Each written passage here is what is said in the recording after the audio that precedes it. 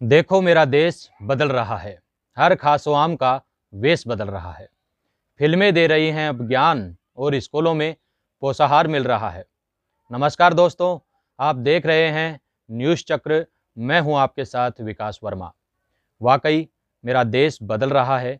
स्कूलों के बाहर लिखा जाने वाला वाक्य ज्ञानार्थ प्रवेश सेवार्थ प्रस्थान अब या तो धूमिल हो गया है या इसके मायने बदल गए हैं। क्योंकि शिक्षार्थ आइए सेवार्थ जाइए का अर्थ तो यह हुआ करता था कि शिक्षा ग्रहण के उद्देश्य से आइए और समाज सेवा के उद्देश्य से जाइए। लेकिन अब समय बदल रहा है तो मेरा देश भी बदल रहा है। अब आपको समाज सेवा करनी है तो स्कूलों में जाइए, क्योंकि ज्ञान तो अब फिल्मों और वेब सीरीज पर मिलने लगा है, OTT प्लेटफॉर्मों पर मिलने लगा है। OTT ऐसे प्लेटफॉर्म को कहा जाता है जो इंटरनेट के जरिए वीडियो या दूसरे मीडिया कंटेंट उपलब्ध करवाते हैं। OTT शब्द का उपयोग सामान्य रूप से वीडियो ऑन डिमांड प्लेटफॉर्म के लिए किया जाता है। तो अब ये OTT प्लेटफॉर्म बच्चों को भी लुभाने लगे हैं। अपराध व यौन शिक्षा का भरपूर ज्ञान या प्रैक्टिकल रूप में मिलने लगा है। उदाहरण सामने हैं। उत्तर प्रदेश के झांसी जिले में महाविद्यालय में पढ़ने वाले एक छात्र ने क्लास के भीतर ही अपने सहपाठी छात्र और साथ में पढ़ने वाली एक छात्रा को शुक्रवार 19 फरवरी 2021 को गोली मार दी। जानकारी के मुताबिक झांसी के बुंदेलखंड कॉलेज में MP के रहने वाले पोस्ट ग्रेजुएशन के छात्र मंथन सिंह सेंगर ने अपने सहपाठी हुक्मेंद्र गुर्जर को क्लास में ही गोली मार दी और इसके फौरन बाद उसने भागकर पास में ही रहने वाली अपनी सहपाठी छात्रा कृतिका त्रिपाठी को भी गोली मार दी। घटना के तुरंत बाद हुक्मेंद्र और कृतिका को मेडिकल कॉलेज अस्पताल ले जाया गया, जहां डॉक्टरों ने छात्रा को मृत घोषित कर दिया। दूसरी घटना बुलंदशहर से है, जहां 30 दिसंबर 2020 को 14 साल के एक लड़के ने, जो महज 10th का छात्र था, अपने ही सहपाठी छात्र से सीट पर बैठने को लेकर हुए मामूली से विवाद के बाद अपने फौजी चाचा की लाइसेंस पिस्टल से भरी क्लास में उसे गोली मार दी। ये घटनाएं डराती हैं, क्योंकि स्कूली उम्र में बच्चे सलाखों के पीछे पहुंच रहे हैं। इसके लिए जिम्मेदार कौन है? इन्हें बनाने वाले एक्टर, डायरेक्टर या आप और हम, जो ऐसी फिल्मों या वेब सीरीज को चोरी छिपे ही सही देखते जरूर हैं, और बस इसी देखा देखी में एक दिन परिवार और समाज का दृश्य बदल जाता है। अश्लीलता और अपराध आपके परिवार पर भी हावी हो जाता है, और यह सब इसलिए हो रहा है क्योंकि हमने स्कूलों को शिक्षा का मंदिर माना था और यहाँ पढ़ाने वालों को गुरु या भगवान मानते थे।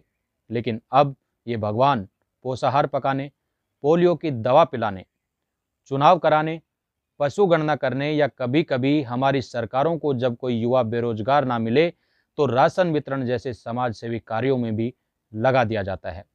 मैंने जो कहा इस पर आप मंथन जरूर कीजिएगा, और अगर आपको लगता है कि मैंने आपके मन की बात कह दी है तो इसे अपने सभी सोशल मीडिया ग्रुप्स में शेयर करना ना भूलना। और यह देखने सुनने के बाद दिलो दिमाग में कोई विचार चल रहा हो तो उसे दबाकर दफन मत करना, या नीचे कमेंट बॉक्स में ज़रूर लिखना। हो सकता है आपके विचारों से मुझे कोई और नया रास्ता मिले।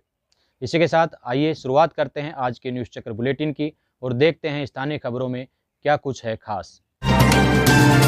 शुरुआत करते हैं एक ऐसे समाचार से जिसने आज निकटवर्ती बानसूर कस्बे में बड़ी दोपहर सनसनी व दहशत फैला दी। समय दोपहर के करीब 1 बजे होंगे कि अचानक एक बाइक पर सवार 3 से 4 युवकों ने बानसूर के हरसोरा चौक के समीप हवाई फायर कर दिए और फिर एक युवक पर फायर कर फरार हो गए।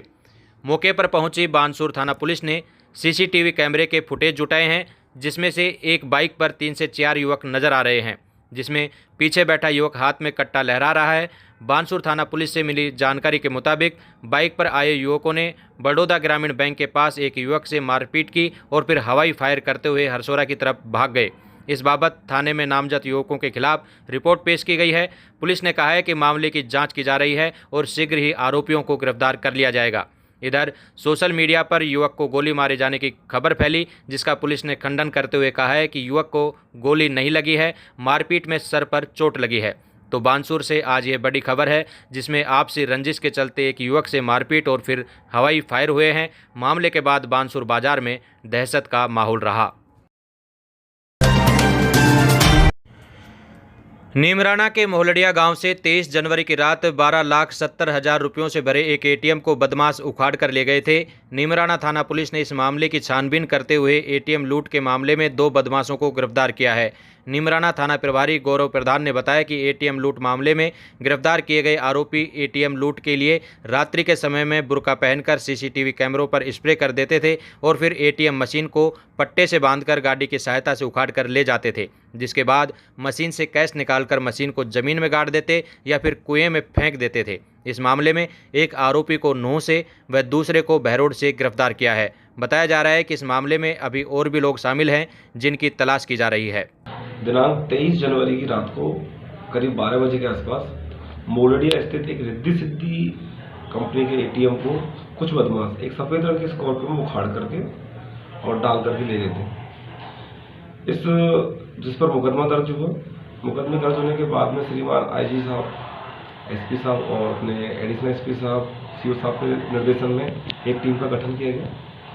उस टीम ने दिन रात मेहनत करके अपने आसूचना संकलन किया और आसूचना संकलन करने के पश्चात मुलजिम आइडेंटिफाई किए, जिनमें से 2 मुलजिम को उन्होंने हरियाणा से दस्तयाब किया, जिनको पूछताछ हेतु थाने पर लेके आए।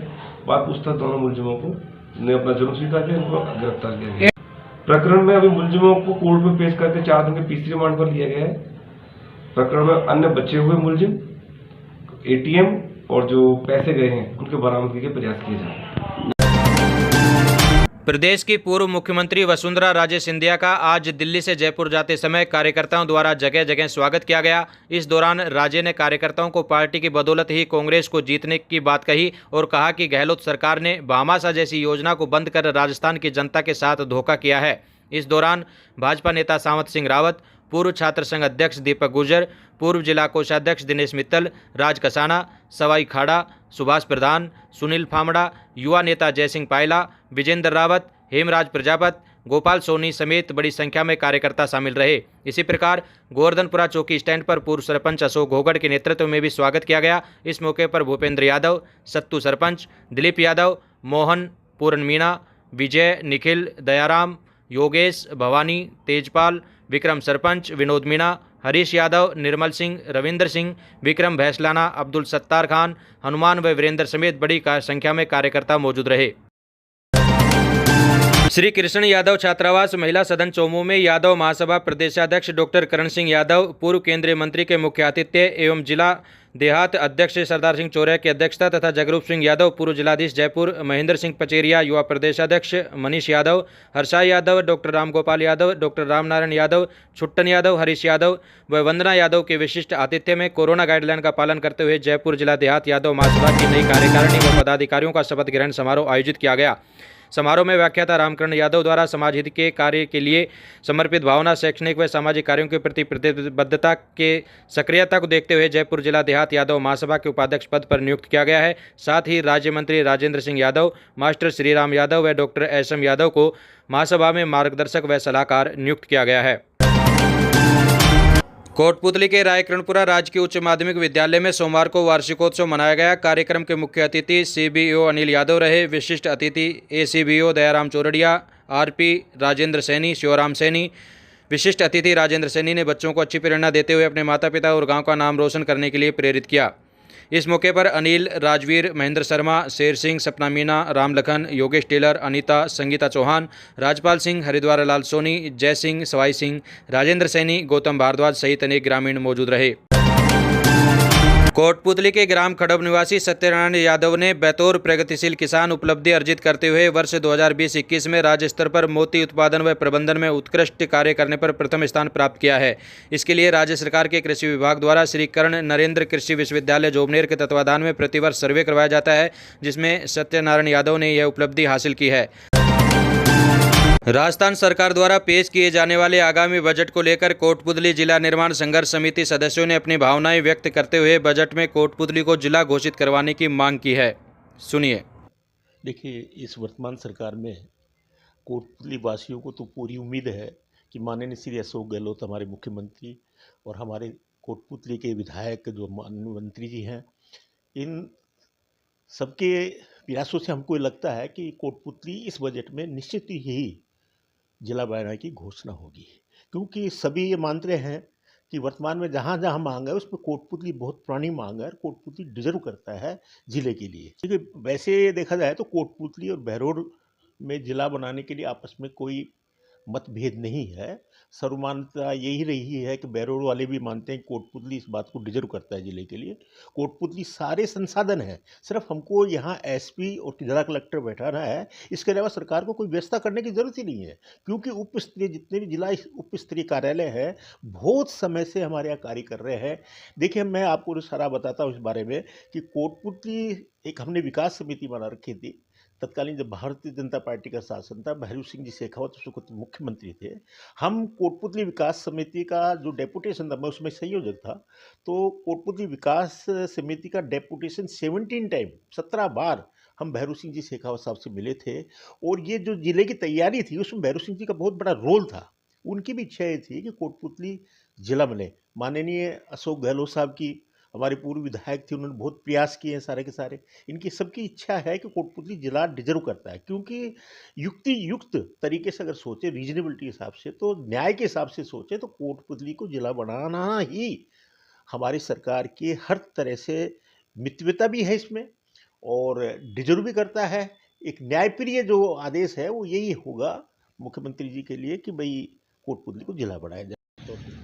देखिए, कोटपुतली ज़िले की उम्मीद हमें पूरी है और पहले भी जिस प्रकार से कोटपुतली ज़िले के लिए जो मापदंड पूरे करता था उसको देखते हुए हर विधानसभा में इसकी मांग रखी गई थी पुरजोर तरीके से, तो हमें सही आश्वासन मिलता है। लेकिन इस बार जो है वो प्रयास भी हैं और उम्मीद भी पूरी इसलिए है क्योंकि राजस्थान में सरकार जो है वो कांग्रेस पार्टी की है और यहाँ विधायक भी हमारे हैं जो कांग्रेस के। तो हम तो ये उम्मीद रखते हैं कि कोटपुतली इस बजट सत्र में जो है जिला बने और कोटपुतली के जो लोगों की जो सालों पुरानी मांग वो पूरी हो। देखिए, अगर जिले की आप बात करें तो कोटपुतली की पहली विधानसभा जो लगी थी राजस्थान में आज़ादी के बाद में, और हमारे यहाँ पहले विधायक थे कोटपुतली के, उन्होंने 1953 से इस मांग को वहाँ पर विधानसभा में रखा था और तब से लेकर अब तक निरंतर जिले के लिए मांग रखी जा रही है।